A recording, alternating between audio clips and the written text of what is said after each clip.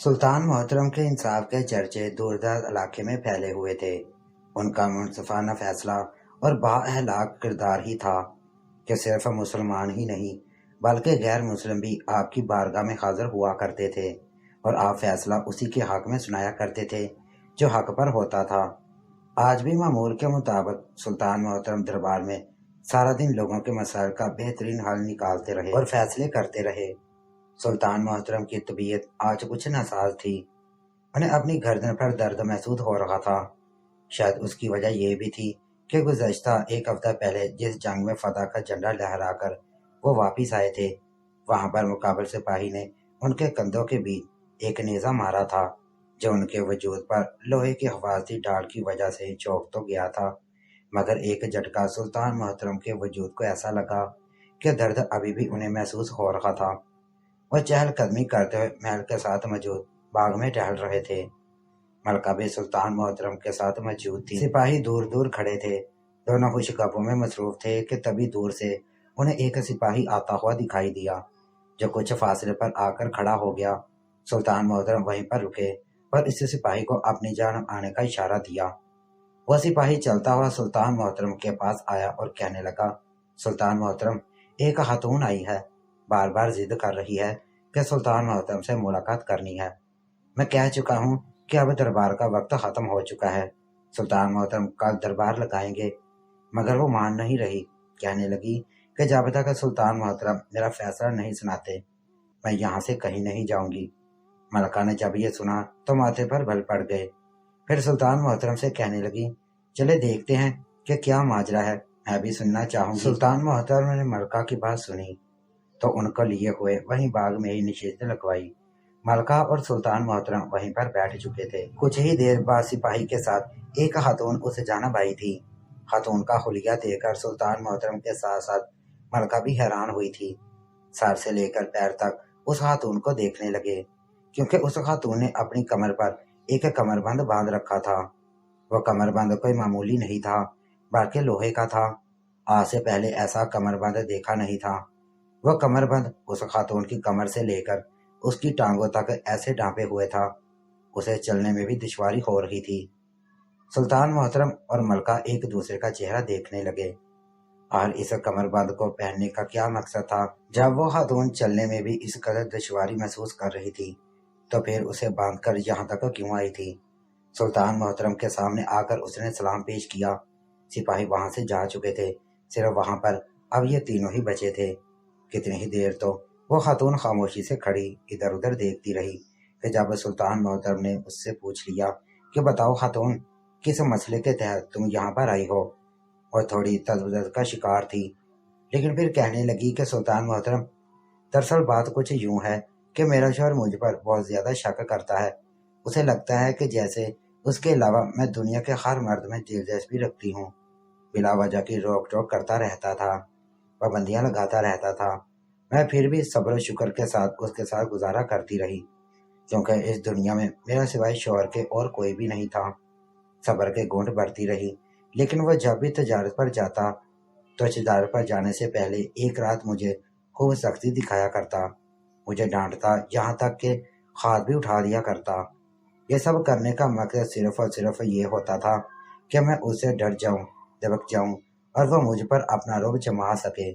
मुझे मारने के बाद मुझे सख्ती से तंबिया करके कहता कि खबरदार, जो मेरे जाने के बाद तुमने किसी गैर महरम की तरफ आंख उठाकर भी देखा, वरना तुम्हारी हड्डियों का सुहा बनाकर मैं अपनी आंखों में डालूंगा। मैं तो शुरू से ही सिर्फ उसकी पाबंद थी, भला क्यों कर किसी गैर महरम पर नजर डालती, लेकिन उसके बावजूद मेरा शौहर मुझे ये अजीबो गरीब सा कमरबंद, जो सफेद लोहे को डालकर बनाया था, मुझे पहनाया जाता। ना मैं ठीक से चल फिर सकती, ना ही मैं ठीक से काम कर सकती हूँ। बाज दफा तो मेरे शौहर को आने में कई कई हफ्ते लग जाते और मैं इस लोहे के कमरबंद के साथ बहुत मुश्किल से सोती और घर के कामकाज करती थी।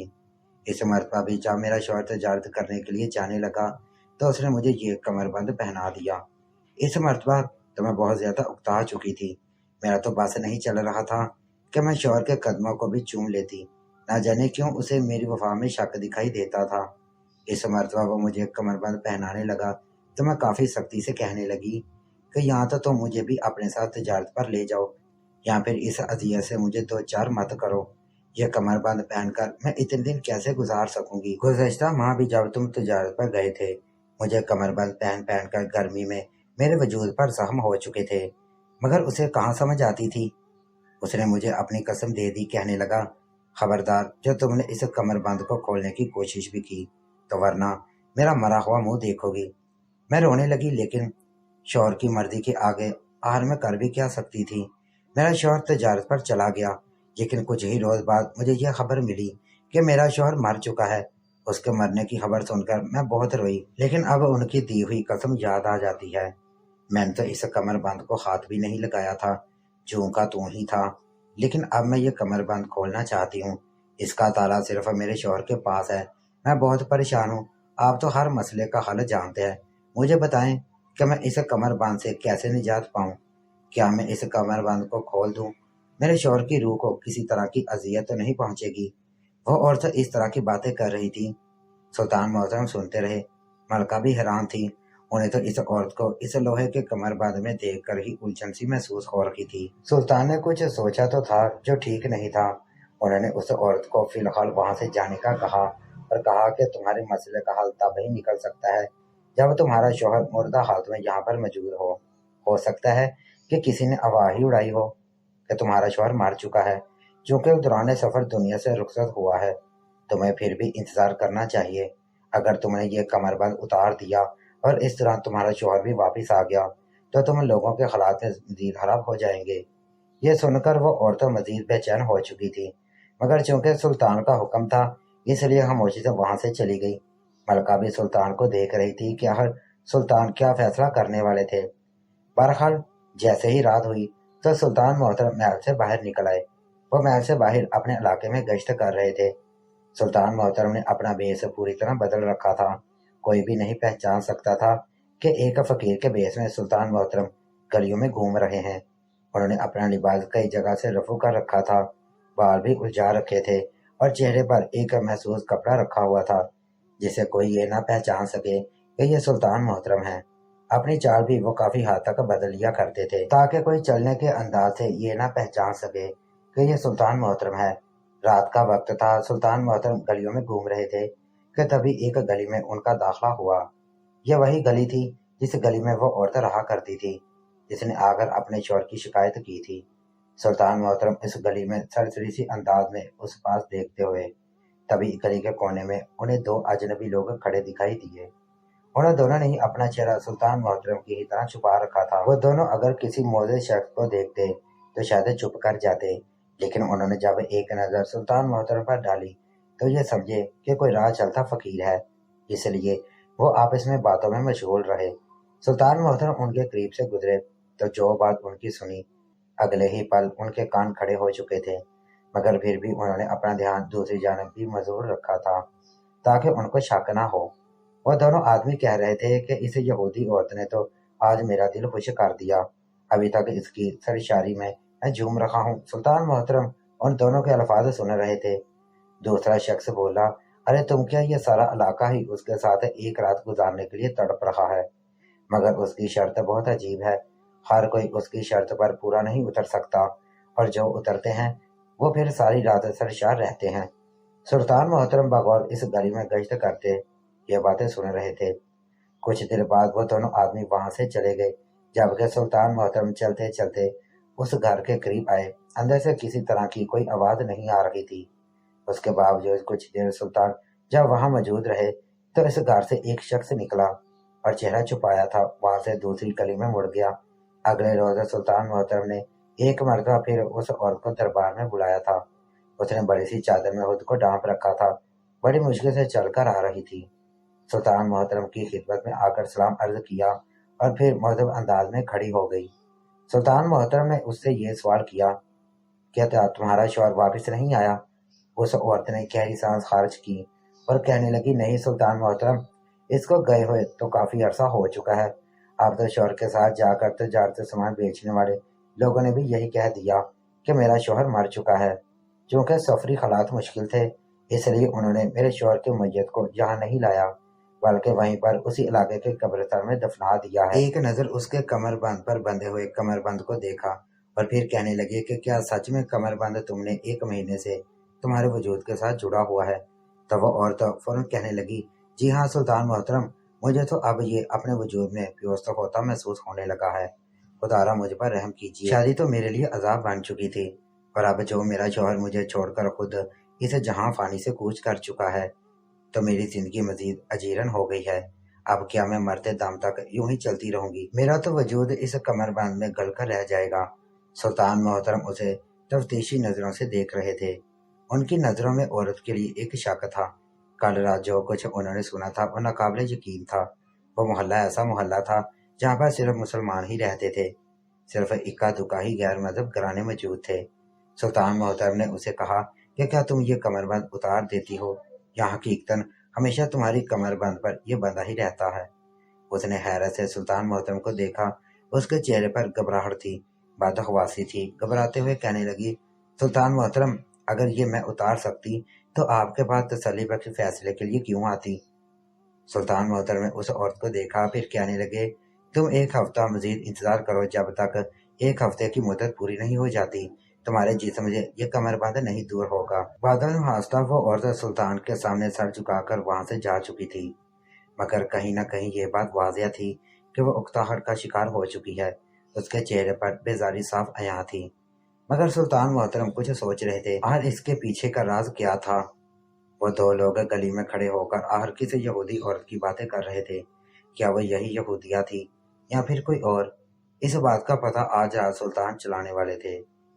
अगर तो ये वही औरत थी जो इस घर में रहते हुए ये नजस काम कर रही थी, तो यकीनन उसने ही अपने शौहर के साथ कुछ ना कुछ किया था। लेकिन अगर उसने अपने शौहर के साथ कुछ किया था या उसे कत्ल करवा दिया था या फिर उसका शौहर पहले ही वफात पा चुका था, तो फिर ये कमरबंद का बहाना बनाकर सुल्तान की खिदमत में क्यों पेश हो रही थी? इसके पीछे कुछ ना कुछ राज तो जरूर था। यह कमरबंद का चक्कर सुल्तान मोहतरम को समझ में नहीं आ रहा था। उस रात एक मरतबा फिर जैसे ही रात गहरी हुई तो सुल्तान मोहतरम ने इस मरतबा अपना बेस एक स्टाइल जैसा बनाया। अपने कंधे पर सामान की एक पोटली सी रखी, जैसे वह दूर दराज इलाके से इस इलाके में आए हों और अपनी मंजिल भटक चुके हों। वो एक मरतबा फिर उसी मोहल्ले में आए थे। इस मरतबा एक मरतबा फिर उसके घर के बाहर आए तो एक शख्स उस घर से बाहर निकल रहा था। बड़ा ही खुश दिखाई दे रहा था। कल जो शख्स सुल्तान मोहतरम से निकलता देखा था वो कोई और था और ये कोई और। सुल्तान मोहतरम तेज तेज कदम उठाकर उस शख्स के पास गए और कहने लगे कि सुनो ए भाई, मेरी बात सुनो। मुआज़त ख्वाह हूँ जो मैं तुम्हें यूं परेशान कर रहा हूँ, मगर मेरी मदद कर दो, मैं एक घर ढूंढ रहा हूँ। वह शख्स मुड़कर सुल्तान मोहतरम को देखने लगा। चेहरे पर जी भर की बेजारी आई थी। कहने लगा, हाँ कहो, क्या कहना चाहते हो, क्या पूछना है? सुल्तान मोहतरम कहने लगे कि मैं फलां इब्ने फलां का दोस्त हूँ, दूर दराज इलाके से आया हूँ, लेकिन मुझे उसका घर नहीं मिल रहा। क्या ये घर उसी का है? इतना सुनना था कि अगले पल वो शख्स बड़ी ही गहरी मुस्कुराहट के साथ मुस्कुराया, फिर कहने लगा कि नहीं, ये घर उसका नहीं है, बल्कि ये घर तो किसी भी शरीफ शख्स का हो ही नहीं सकता। तुम जिस शख्स का नाम ले रखे हो उसका घर तो अगली गली से दाएं मोड़ पर 4 घर छोड़कर मौजूद है। रही बात इस घर की, तो हाँ, अगर कभी कभार उदासी महसूस हो तो यहाँ चले आना, बहुत अच्छा महसूस करोगे। जो भी इस इलाके में आता है इस घर में एक चक्कर तो लाजमी लगाता है। वह शख्स इतना कहकर जा चुका था, जबकि सुल्तान मोहतरम आज यकीन कर चुके थे कि दाल में कुछ काला जरूर है। वह शख्स जैसे ही नजरों से ओझल हुआ तो सुल्तान मोहतरम ने उस घर के दरवाजे पर दस्तक देना शुरू कर दी। रात का पिछला पहर था। कुछ ही देर बाद दरवाजा खुला था। अंदर से बारीक नसवानी आवाज आई थी। सुल्तान ने उसे भी यही सवाल किया था कि क्या ये घर फलां इब्ने फलां का है? तो वह नसवानी आवाज में कहने लगी कि नहीं, यहाँ पर उस नाम का कोई नहीं रहता। इसके बाद जो कुछ वो बोली सुल्तान मोहतरम सोच भी नहीं सकते थे। वो अपने घर का पूरा दरवाजा खोल चुकी थी और फिर कुछ बोलकर वहीं से अपना सारा सरापा सुल्तान मोहतरम पर अया कर दिया। सहन में भी चहलकदमी करने लगी, जिससे गोया यह बावर करवाना चाहती हो कि अगर वो चाहें तो आज रात जहाँ पर गुजार सकते हैं। मगर सुल्तान मोहतरम दरवाजे से हट गए और फिर वो वापस अपने महल में आ चुके थे। जो बात वो जानना चाहते थे वो खुलकर सामने आ चुकी थी। मगर अभी भी कई राज थे जिनसे पर्दा उठाना बाकी था। चंद रोज बाद वो औरत एक मर्तबा फिर सुल्तान मोहतरम के दरबार में हाजिर हुई थी। आज तो उसकी हालत पहले से भी ज्यादा खराब थी। वह पहले से काफी ज्यादा कमजोर लग रही थी। चलती हुई उसकी करहने की आवाज सुल्तान मोहतरम के कानों तक सुनाई दे रही थी। वह बड़ी मुश्किल से चलती हुई सुल्तान मोहतरम के पास आई थी। कहने लगी, सुल्तान मोहतरम, मैं मजीद अजियत बर्दाश्त नहीं कर सकती। मुझे कैसे आज़ादी दिलवा दीजिए। मैं मर जाऊंगी। मेरा वजूद गलना शुरू हो चुका है। मेरा शौहर मर चुका है, लेकिन मैं दुनिया में ही जहन्नम का अजाब सह रही हूँ। मेरी मदद कीजिए। सुल्तान मोहतरम ने उसके अल्फाज और आंखों में आए आंसू को देखा और फिर कल रात का वाक़या याद किया तो उनकी आंखों में गुस्सा सा उतर आया। कड़ी से कड़ियां तो मिल ही चुकी थी, लेकिन आखिर इस औरत का ये सारा ड्रामा करने का मकसद क्या था, वो ये समझ ना पाए थे। उन्होंने सिपाहियों को इशारा किया तो वहां से सभी सिपाही और मशीर जा चुके थे। उस वक्त दरबार में सिर्फ सुल्तान मोहतरम और वो औरत ही बाकी बची थी। औरत घबरा सी गई, आसपास देखने लगी। सुल्तान मोहतरम उठकर उसके पास आए और फिर उसके सामने खड़े होकर कहने लगे, तुम्हारी असल हकीकत क्या है? कल रात जो कुछ मैं तुम्हारे घर में देख कर आया हूँ और तुम जो मनाजर मुझे दिखा चुकी हो, क्या उसके बाद भी मैं तुम पर यकीन करूँ? वो तुम ही थी जो अपने शौहर की वफादारी में ये कमरबंद बांध कर अपने गोश्त को गलने के लिए छोड़ चुकी हो। ये अल्फाज सुनते ही वो औरत बेयकीनी से कई कदम पीछे हटी। कहने लगी, सुल्तान मोहतरम, ये अब कैसी बातें कर रहे हैं? मैं मर जाऊंगी, लेकिन कभी आपके साथ झूठ नहीं बोलूंगी। आपको गलतफहमी हुई है। आप कब मेरे गरीब खाने में तशरीफ लाए थे? सुल्तान मोहतरम ने जैसे उसे कुछ मनाजर याद दिलाना चाहे तब वह औरत घबरा चुकी थी। अपने मुंह पर हाथ रखकर फूट फूट कर रोने लगी। कहने लगी, सुल्तान मोहतरम, मुझे माफ कर दीजिए, लेकिन मेरी बात मुकम्मल सुन लीजिए, उसके बाद ही कोई फैसला सुनाइएगा। इतना कहने के बाद वो औरत सुल्तान मोहतरम को सच सच बताने लगी थी। हकीकत जानकर सुल्तान मोहतरम की आंखें हैरत से फटी की फटी रह चुकी थीं। अगले ही पल उन्होंने वहां पर कनीजों को बुलाया और फिर एक औजारों के माहिर शख्स को भी बुलाया गया ताकि उसका कमरबंद उतारा जा सके। कुछ ही देर में उसका कमरबंद उतर चुका था। वो आज़ाद हो चुकी थी, मगर उसके वजूद पर जख्म हो चुके थे। जहां पर तबीयत से दुआ लेकर वो औरत वापस घर जा चुकी थी। कमरबंद उतर चुका था, मगर इतने अरसे से कमरबंद बांध कर चलने की वजह से वह ठीक से चल नहीं पा रही थी। सुल्तान मोहतरम ने गहरी सांस खारिज की। वाकई इंसान खता का पुतला होता है। बाज़ दफ़ा फैसला करने में चौंक ही जाता है। जो कुछ हम देखते हैं, हकीकत में वो सब कुछ नहीं होता। मगर सुल्तान मोहतरम उस रात उस औरत के घर के बाहर गए थे तो उस औरत ने अपना चेहरा तो ढक रखा था, मगर वजूद के खदोखाल दिखाकर सुल्तान मोहतरम को झांसे में लाने की कोशिश कर रही थी। उस वक्त उसकी कमर पर वह कमरबंद मौजूद नहीं था, मगर जो कुछ हो रहा था सुल्तान मोहतरम को ना चाहते हुए भी उस पर यकीन करना ही पड़ा। अगले रोज सुल्तान मोहतरम ने अपना बेस एक खुश शक्ल नौजवान की तरह बदला। आज उन्होंने अपने आप को बिल्कुल वैसे ही रखा था जैसे अक्सर रहते थे, मगर शहाना लिबास पहनने से गुरेज किया था ताकि उन पर शक न हो। सुल्तान मोहतरम अपना चेहरा मामूल के मुताबिक ढक कर इस घर पहुंचे थे। घर का दरवाजा खटखटाया तो आज फिर वही औरत बाहर आई थी। सुल्तान मोहतरम को देखकर कहने लगी, आइए हजूर, तशरीफ लाइए। हम कब से आपके ही इंतजार में बैठे गुल रहे थे। सुल्तान मोहतरम अंदर दाखिल हो गए। एक जानब को मेहमान खाने में सुल्तान को बिठा दिया गया। सुल्तान मोहतरम उस उपवास का जायजा ले रहे थे जब वही औरत वहां पर आई और मशरूब सुल्तान मोहतरम को पेश किए। सुल्तान मोहतरम उस मशरूब की महसूस बू से ही समझ चुके थे कि ये कौन सा मशरूब है। उन्होंने गिलास को दूर धकेला और फिर सवाल करने लगे कि क्या इस घर में कोई मर्द मौजूद है। सवाल पर वो औरत कहने लगी, आपको इससे क्या अर्थ? आप अपना मतलब पूरा कीजिए, जिस मकसद के लिए यहाँ पर तशरीफ लाए हैं। लेकिन अगले ही पल सुल्तान मोहतरम ने अपने चेहरे से नकाब हटा दिया। उस औरत की तो चीखें निकल चुकी थीं। उसकी चीखों की आवाज सुनकर दूसरी औरत भी कमरे में आ चुकी थी। अपने घर में सुल्तान मोहतरम को खड़ा देखकर वो बजाय परेशान होने के मुस्कुराने लगी थी।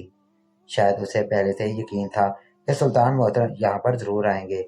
उस औरत को होश आया तो घबरा गई। कहने लगे, सुल्तान मोहतरम, आप यहाँ पर क्या कर रहे हैं? वो औरत बड़ी ही घबराई हुई थी, लेकिन सुल्तान मोहतरम ने सख्त लहजे में कहा, तुम दोनों अभी के अभी मेरे साथ महल में चलोगी। सिपाही भी आ चुके थे। दोनों औरतों को महल में लाया गया। जैसे ही अगली सुबह हुई तो सुल्तान मोहतरम ने दोनों औरतों को अपने पास बुलाया। फिर सवाल करने लगे, हकीकत तुम बताओगी या फिर मैं तुम पर सख्ती करूं। वो औरत जिस की उम्र 35 से 40 साल के दरमियान लग रही थी, फूट फूट कर रोने लगी। रोकर कहने लगी, सुल्तान मोहतरम माफ कर दीजिए, लेकिन मैं क्या करूं, मैं आदत से मजबूर हो चुकी थी। इन सब के बगैर मेरा गुजारा नहीं होता। फिर जो रकम मुझे मिलती है, इन हिसाब से मैं अपना घर चलाती हूँ। आज तक मैंने किसी के साथ बुरा नहीं किया। हमारे घर का कोई कफील नहीं है जो हमारे खर्च उठा सके। वो औरत रो रो कर ये सब कुछ कह रही थी, जबकि दूसरी जानब वो औरत खामोशी से खड़ी थी। सुल्तान मोहतर ने उसे मुखातब किया और कहने लगे, सबके सामने हकीकत बताओ कि क्या ये जो कुछ कह रही है सच कह रही है। वो औरत रोने लगी, कहने लगी, सुल्तान मोहतरम, दरअसल हकीकत ये है कि जब से मेरी शादी मेरे शौहर से हुई है, मेरी ये नंद मेरे शौहर को मेरे खिलाफ भड़काती आई है। मेरे शौहर के काम पर जाने के बाद मुझे अपने घर की लोंडी बनाकर रखा, हर वो काम करवाया जो कि मेरे करने के नहीं थे।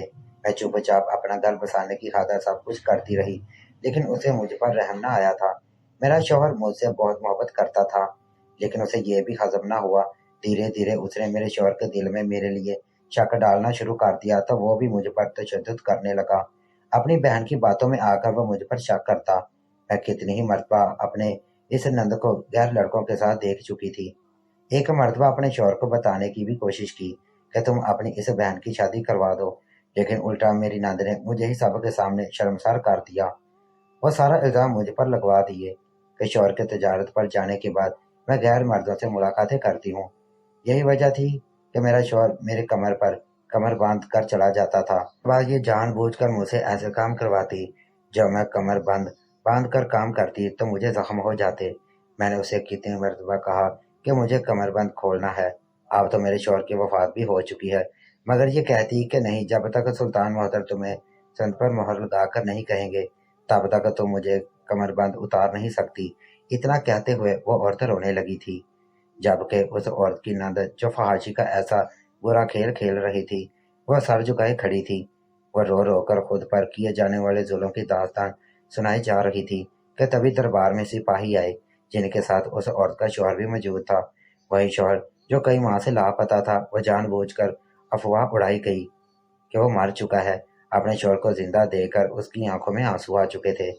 वह शुक्र अदा करने लगी कि उसका शौहर जिंदा है, लेकिन जब उसने अपनी बीवी के कमर पर बंधा कमरबंद न देखा तो कहने लगा, तुमने वो कमरबंद उतार दिया, तभी मुझ पर यह मुसीबत आई कि मैं फंस कर रह गया। ऐसे हालात बनने लगे कि मैं मरते मरते बचा। सुल्तान मोहतरम ने यह सुना तो उस शख्स को वहां पर बुलाया और फिर सारी हकीकत को शगुजार की। हकीकत जानकर वह शर्मसार खड़ा था। अपनी बहन से कहने लगा कि मैं तुम पर अंधा एतबार करता था। मुझे लगा था कि जो तुम कहती हो वही पत्थर पर लकीर है, लेकिन तुमने मेरी और मेरी बीवी का ताल्लुकात खराब करने में कोई कसर न छोड़ी। इस औरत का शौहर कहने लगा कि मैं इस लड़की को अपनी बहन नहीं मानता। मेरा इस बदकिरदार औरत से कोई ताल्लुक नहीं। बेहतर है कि इसे कैद खाने में डाल दिया जाए। सुल्तान मोहतरम ने तमाम तर हकीकत सुनी। इस बदकार औरत को फहाशी फैलाने के जुर्म में और एक मासूम बोली वाली औरत पर तशद्दुद करने के जुर्म में कैद खाने में डाल दिया गया, जबकि वह शख्स जिसने जाने अनजाने में ही अपनी बीवी पर इस कदर जुल्म किया था, सुल्तान ने उसका फैसला करने का हुक्म उसकी बीवी को दिया था। मगर चूंकि उसका शौहर शर्मसार था और माफी मांग चुका था, इसलिए उसकी बीवी ने उसे माफ कर दिया। वह दोनों सुल्तान मोहतरम का शुक्रिया अदा करते वहां से जा चुके थे, जबकि सुल्तान मोहतरम ने यही पैगाम दिया था कि मियाँ बीवी को चाहिए कि अपने मामला को तहल करें, दूसरों की बातों में आकर अपना घर खराब मत करें। जितनी देर तक जुल्म के खिलाफ आवाज़ उठाई जाएगी, उतना ही नुकसान उठाना पड़ता है।